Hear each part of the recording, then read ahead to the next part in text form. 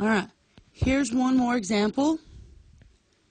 I want to show you an example that may not use x. So let's say this example is v squared minus 10v plus 24. Okay, this is going to work the exact same way. The only thing is they changed variables.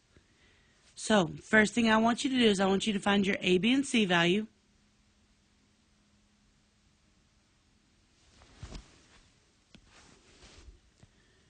All right, again, a is going to be 1 because it's the understood number in front of the x squared. B is going to be negative 10. C is positive 24. So in this example, I want you to pause the video and I want you to come up with your own multiply add chart.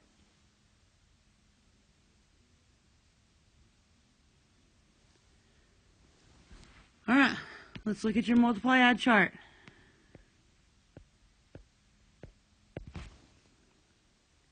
Again, it has to multiply to equal a times c. So when you set up a times c, what did you get as that value?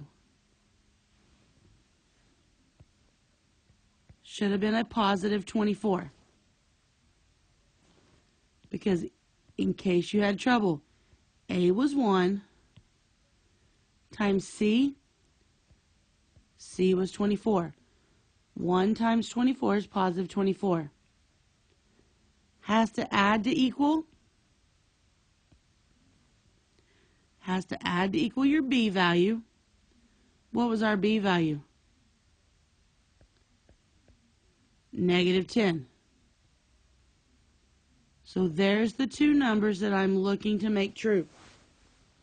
So if you haven't gotten this far, I want you to pause the video and I want you to find two numbers that will multiply to positive 24 and add to negative 10.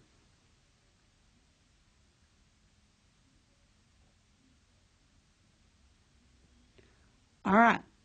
Now this one you've got to be careful, guys, when you're filling out your multiply add charts. You've got to pay attention to signs.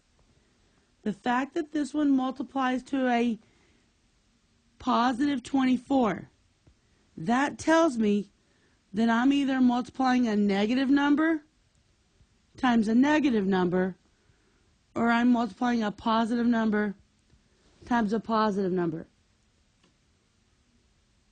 Okay? In order for it to multiply to a positive number, the signs on both numbers have to be the same.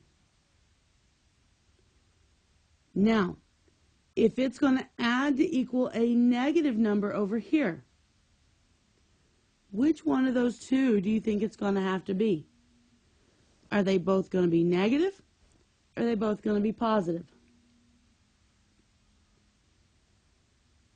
Okay, in order to add to a negative number, they should both be negative. But if you're not following it, let's check this out.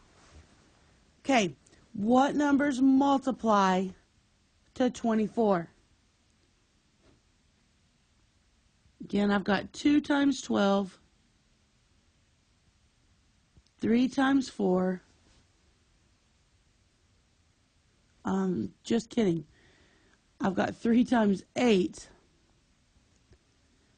And I've got 4 times 6. Okay, they have to multiply to 24. Now, all of those numbers that we have will multiply to a positive 24. But do any of them with their current signs add to a negative 10?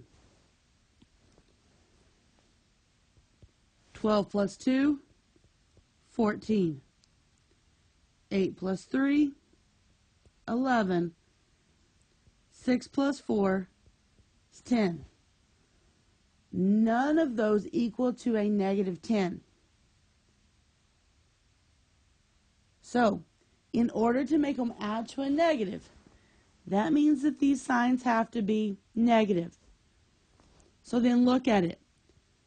And I'm kind of going to an extreme here, but let's do negative 2 times negative 12. It's negative 14. Negative 3 times negative 8. Negative 11.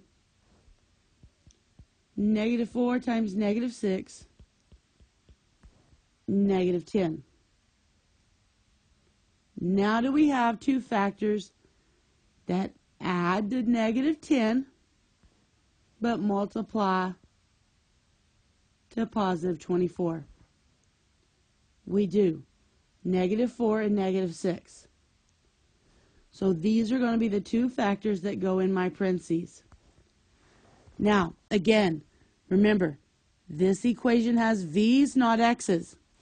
So when I write this in factored form, I still have both sets of parentheses. But instead of starting with an x, this has to start with a v, because that's the variable they used. Now I'm going to take the two numbers from my black box. So it's going to be v minus 4, v minus 6. Now guys, I haven't said it anywhere, but it doesn't matter which one comes first. So I put the minus 4 first. This one could have also been written as v minus 6 times v minus 4, and it's still 100% correct. Okay, either one. All right, I want you to try a few problems on your own.